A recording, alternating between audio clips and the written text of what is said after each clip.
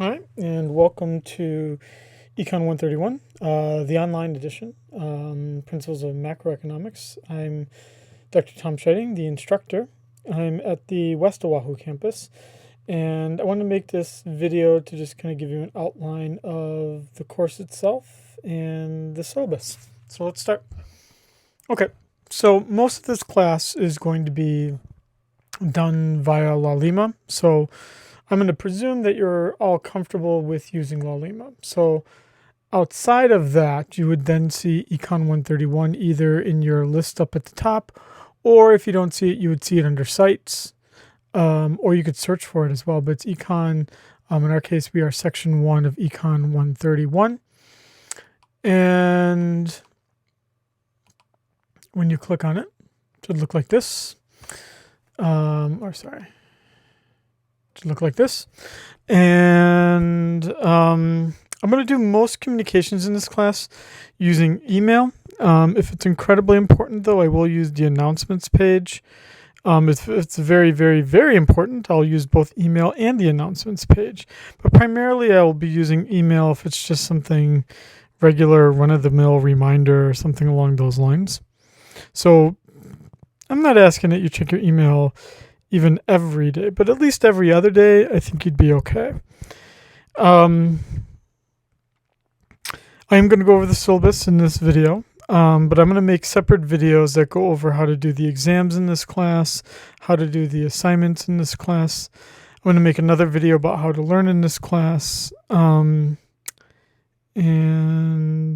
that should be it. Okay, so let's, before I get into the syllabus, let me just talk about topics here very briefly. This is the tab you will use the most, is topics. And so when topics appears, you'll see all of these links, subpages. The first topic is the one that I'm going to be filling with videos today. Basically, everything you need to know about how to do this class. Then after that, you'll see 3 topics and then an exam. Then 4 additional topics and an exam, and then 4 last topics and an exam. And that's exactly how this class is pretty easily structured. It has 3 parts. Each part ends with an exam, and each part contains 3 to 4 chapters. So it should be rather straightforward. Let's just look at an example section, topic. So if I wanted to talk about unemployment, which would be a topic that's pretty important for macroeconomists, you will see for every topic 4 pages. The chapter that you would read, presumably, the lecture that you would watch that I made, the homework assignment that you need to do, and the reflection paper that you need to write. Each topic will have a homework assignment and a reflection paper. Each of these I'll talk about in a separate video about how to do them. Let's just look at textbook chapter. Under textbook chapter, you will see the chapter that you need to read or that you should read. Whether you read it or not, I guess is kind of up to you. But the textbook is a completely free textbook. It's a pretty good textbook. You could read it within this LaLima page if you have super eyesight, or you can click on the side arrow right here and then click download or print. And it's a PDF that you can print, you can email, you can view it, you can expand on it, anything you really want. Search on it. But it looks just like your chapters do for almost every textbook you've ever had, except this one's free, and it uses like pictures that are slightly off. Let me give you an example here. I mean, I guess the best one's this first one, Borders going out of sale. Like, the picture's really old. No one really cares. No one has a copyright on it. You know, I can deal with that kind of thing. I can deal with the loss of a fancy picture if it means that you get the book for free. And you can read it online, print it, whatever you want. Okay. After you've read or not read the textbook chapter, you would then be watching the videos I've made, the videos I made using the lecture I made using Pencast. What Pencast does, which I find useful for you, is that it records only my voice and it highlights it as I'm writing it. So each chapter, I basically break it down into 10 to 15 important points. And that's what I do in the very first video, is I give you what those 10 to 15 important points are. Then I label each video as what parts it's covering. So here, this is covering parts 1 through 4. So if you're in chapter 8 and you know that your hard part is parts 1 through 4, then you really only need to focus on these two videos, part 1 of parts 1 through 4, part 2 of parts 1 through 4. The reason why I split things up is that each video I try to make no more than 15 minutes, but usually about 10 minutes long. The rest of these are pretty straightforward. So this would be part 5. Okay, so let's say I want to watch just part 5. This is embedded in Laulima, but once you hit play, it's a YouTube video, regular YouTube video. It is closed captioned, but I could also just split it out to YouTube so I could see it on a bigger screen. Now, what we can also do, and you would hear me talking here. Health of the economy. We can look at something known as the labor force participation rate. So our one understand. So you can see here, this is 2 minutes and 46 seconds only. But what you see is that as I'm talking and I'm writing it, it then becomes dark green. And again, it's closed captioned, so you could, do this at work. This isn't. Of the labor market was by looking at the unemployment rate. Well, in this statistic, essentially what we're doing is we're taking the labor force participation rate, LFPR. We're taking basically the size of the labor force, and we're dividing. Okay, you don't need me to keep going on with this, but the video should be incredibly straightforward. And you don't have to watch mine. If you hate my voice already, and that's okay, I have high self-confidence. I don't need your affirmation that my voice does not sound like a cartoon character. I don't mind that it does. I have children, so they enjoy the sound of my voice. They have to. They're my kids. But you don't have to. You can choose to just type in labor force participation rate. How do I calculate it? And I'm sure you'll find a million bajillion YouTube videos, one of which would be mine, but you'll see others as well, and you can watch those instead.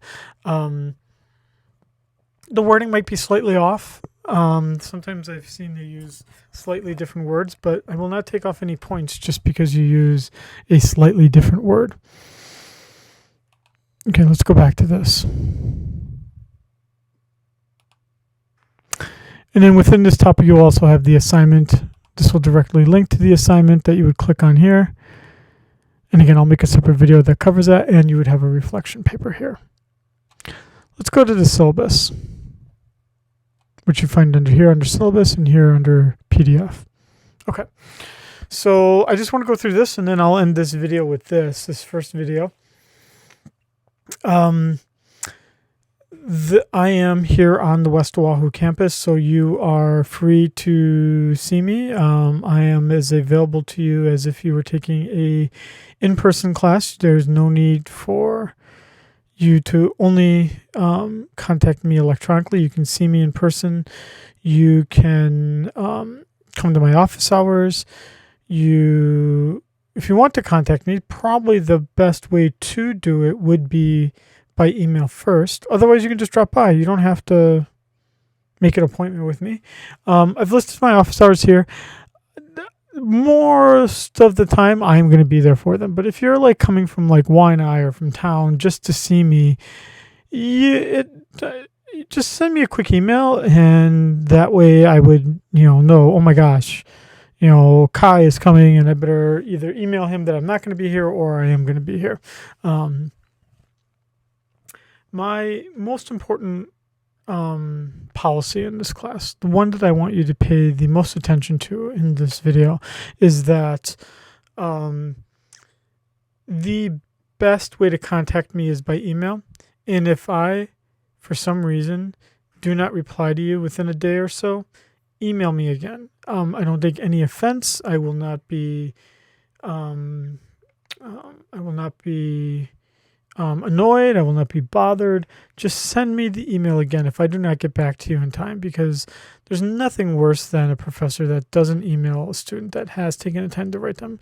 Given if it requires a response. If you just say, dude, I'm not feeling well, and you don't need anything from me, well, then I'm probably not going to reply. But if you're like, dude, I'm sick and I need a blood transfusion, and you and I are the only ones that have that blood type, well, then you should probably get a reply from me, because that obviously really requires my attention. Although you're also probably pretty creepy if you know that you and I have the same blood type. But I'll still give you the blood. In that case, dude, I say this because there's like on Netflix this show right now, Medical Diagnosis, where the audience is supposed to like solve the person's like disease or something. I don't know, it makes me feel empowered to solve their medical issue. No, seriously, send me the email. Send it to me a second time if I don't get back to you. Send it to me a third time if I still don't get back to you. You can call me too, but really the best way is to email me. Here's our description of the course as it appears in the course catalog. Here's my description, which I think is much better. Basically, we look at the three statistics that economists care about the most: unemployment, production, which is GDP, and inflation, which we measure as CPI. We look at those three economic statistics and we look at the performance of the overall economy. That is what macroeconomists do. And that's what we'll be doing in this class.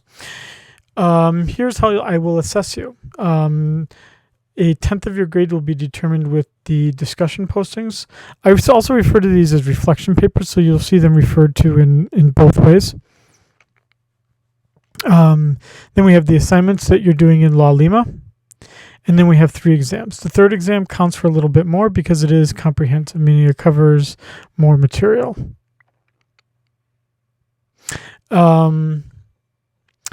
The book, as I said, I do split it up for you already on La Lima, but you can also download the whole book all at once by clicking on this link.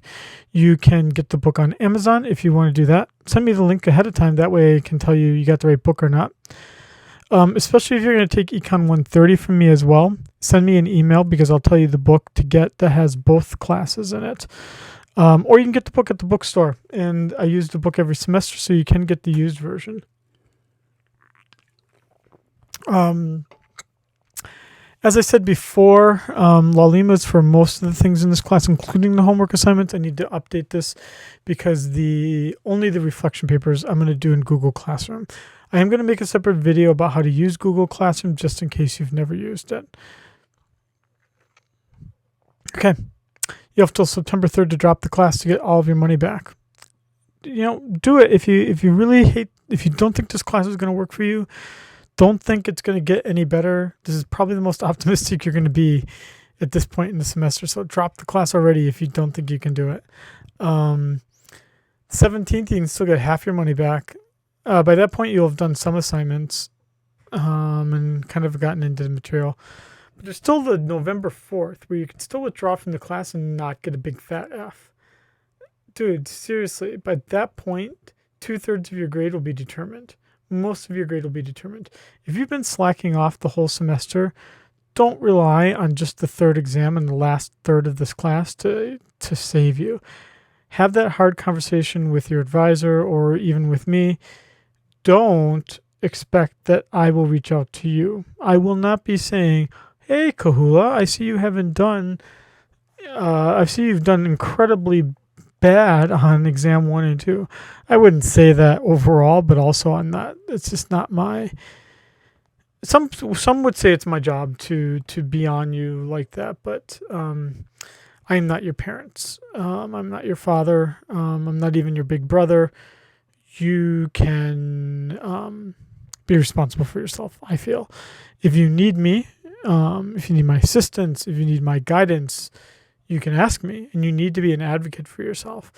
But I will not be on you to do something. I will just issue the F. I will not say, I haven't seen you done well. I'd like to give you another chance. I'm just not going to do that. I will not go from the outset and give you the chance. You would have to ask for it. You'd have to advocate for yourself why you need that chance. And I'm not just going to give chances because I do want to be fair to everyone. Okay. Academic integrity. This is just kind of boilerplate. It comes from the institution. You have certain rights and responsibilities under the student code of conduct. Then we have our accommodations. If you need them for any reason, you would talk to your advisor, who would refer you to Tom Hersbrenner or Steve Takeda, depending on what the accommodation is, and they would reach out to me. So there is a formal process, and that starts with reaching out to either your advisor or reaching out to Tom Hersbrenner or Steve Takeda, and their offices, I believe, are in the library, if I'm not mistaken, but your advisor certainly would know who to refer you to. And if you don't even know who your advisor is, you can send me an email, and I will figure it out, and I will get you connected with who you need. Don't wait on that, though, because if you need things for like the first exam or something like that, it takes a while for the institution to do what it needs to do. Let me go to grading scale, and then I'll come back up to the policies of this class. So the grading scale, this is institutionally determined. I don't have much of a role in determining this kind of thing. But let me talk about the policies.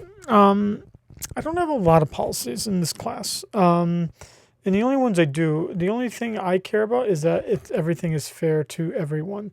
And the only way I can think of things being fair is that deadlines are pretty firm.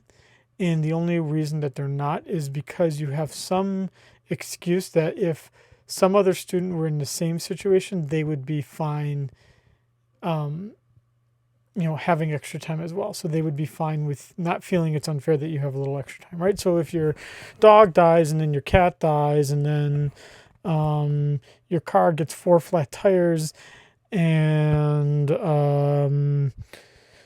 you eat a peanut and you're allergic to them and it means that you can't get your exam done, then yes, then you would reach out to me and say, I need just another day to finish my exam. And I think anyone in this class would think that all that bad stuff that happened to you, that you having an extra day isn't a bad trade-off, that seems fair and right, and you can have that extra day. If you don't reach out to me, you will just get to 0, and I will be happy because it's incredibly easy to grade, but you will not be happy because a 0 is really hard to come back from. So don't just, I know it's hard. I know it's hard to say, dude, I screwed up and I didn't do what I was supposed to do. I know it's hard to own up to those things, but you really need to just email me and lay out the situation for me and let the chips fall where they may. That's really the best advice I can give you about that kind of thing. Related to that, the classroom policy that I follow is that you get to kind of determine how fast you work through this class. So here's the schedule. You'll see that there are 3 different things highlighted here. I want to talk about each of these 3 things. So I give you a 15-week schedule, as I say in the green highlighted portion. But I'm only giving you advice about how I would do it if I were in the class knowing what I already know. Meaning, I think it takes you a week to get through topic 1. I think it's going to take a week to get through topic 2. And I think it's going to take 2 weeks to get through topic 3. You can disagree with me. You can think it's only going to take you a day to get through everything. And that's up to you. But what I want to do is I want to give you the chance to work as fast through the material as you want to. And in some sense, I'm going to allow you to work pretty slowly through the class if you want to as well. And that's what I highlight in the yellow on each of the 3 parts of this class. What's the bare minimum that I need from you? Is that by September 30th at 5 p.m., you'll have done the 3 reflection papers for each of these 3 topics, the 3 assignments that are associated with each of these 3 topics, and the exam. And you do that all by September 30th. For part 2, you need to do topics 4 through 7 by November 4th. And for part 3, you need to have topics 8 through 11 done by December 9th. Bare minimum. If you know you've got big stuff going on for the first 2 weeks of this class and you don't want to do anything at all, dude, you can do it because you have till September 30th to do things. If you know you've got a lot of stuff coming up at the end of September, which probably most of you do because most professors have an exam usually at the end of September, early October, then maybe you should do this sooner to get this done now so you can focus on your other stuff. That's kind of the beauty of the way that I've structured this, is you can speed up and slow down as you see fit. Now, what about lazy Larry in this class? I don't know, think of a irresponsible Irene, or procrastinating Paul. I know, I'm trying to think of three names with three descriptor terms that say they're not going to do what they're supposed to do. If you want weekly deadlines from me, because you know that's the only way you're going to succeed in this class, you email me and tell me, and I will give you weekly deadlines. I won't hold you to the weekly deadlines. Like, you'll still have September 30th where things are actually due, but at least in your head you can think, oh man, Shredding needs this by September 12th, right, or whatever. If you feel you need that, you tell me and I will give it to you. Okay. That's everything for this class that I can think of, at least for the syllabus and the introduction. Again, I'm going to make a separate video that tells you how to do the homework assignments. I'm going to make a separate video that tells you how to do the exam. I'm going to make a separate video that tells you how to do Google Classroom. And then I'm going to make a fourth video about how to basically learn in this class.